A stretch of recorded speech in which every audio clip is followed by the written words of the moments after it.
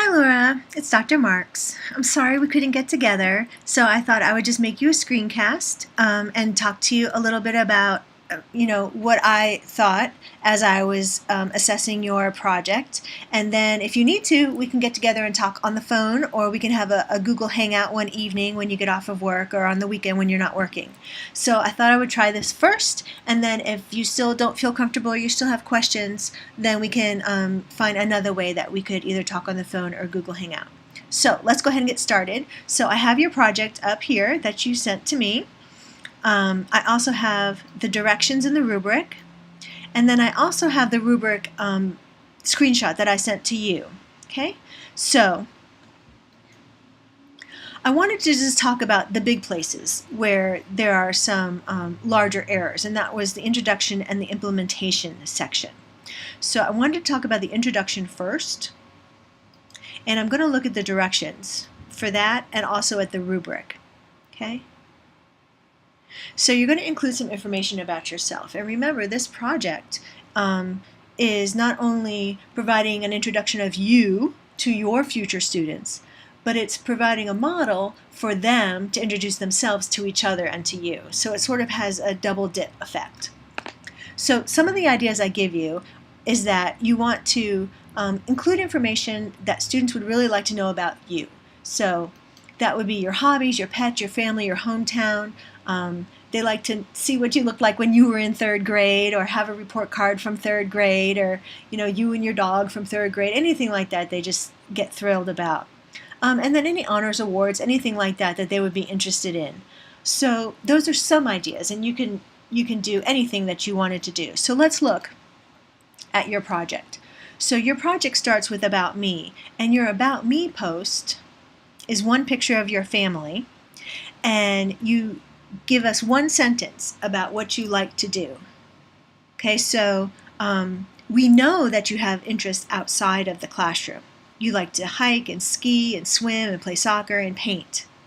However, you don't provide any evidence of that for your students. Okay, and remember, these are third graders. So for them, reading this is sort of ho-hum. They want to really see, and this is what this blog is. A blog is a visual account. And that's why a digital blog is really great, because you can add links and pictures and videos and all that stuff to make it engaging and informative. So I noticed that you started out with a picture of Machu Picchu, which is where you're going to be going this summer, with a little blurb about it. This is exactly how you wanted to start your project. However, now you need to go back and you need to do the same thing with hiking and skiing and swimming and soccer and painting, to give students a real feel for what that looks like in your own context. Let's look at painting, for example. Do you do watercolors? Do you do acrylics? What kind of painting do you do? Do you do realistic paintings? Do you do landscapes, portraits? Maybe give us some pictures that you've painted, show them up here for the students to see, anything like that. So it would take a little more planning, a little more effort to provide evidence of these for your students. Okay, and again, you can see that here in the rubric, that's part of the description, that it asks for you to show some effort in planning this project. And I think that planning this project using one picture and one sentence or two sentences is probably not the expectation at all. You need to do more than that to really introduce yourself to your students. And I would think that you would want your students to do more than that also. Another option here for a blog is that you can introduce yourself with a compilation of pictures on one page and sort of then talk about all of those if you don't want to take up a lot of space and be scrolling forever. So that was another option. So then the next part of the rubric that I feel like you were missing a great deal is this implementation part. And so the implementation part is sort of about how you're going to implement it in the classroom. Okay? So For that, it says see rubric below for details. So if you go down here to implementation, you'll see where you're asked to include a detailed description, a robust description, and even a general description of how and when the activity is going to be implemented, how it's developmentally appropriate for the students, and how it's engaging for this age group, and you're going to provide an interactive component. Okay? So this is something separate than the blog that you're showing to your students. This is the implementation plan.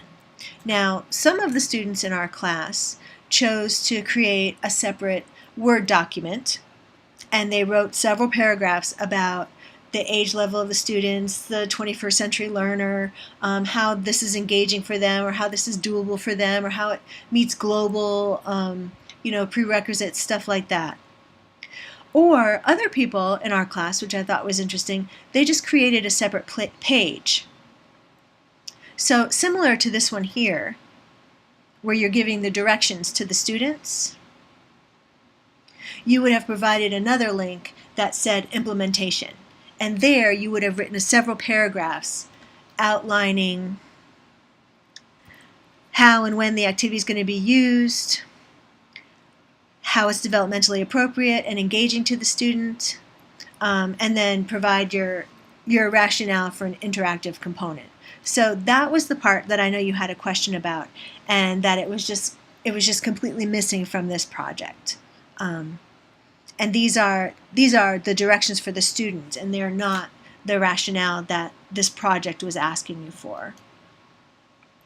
And then the last part was your mechanics.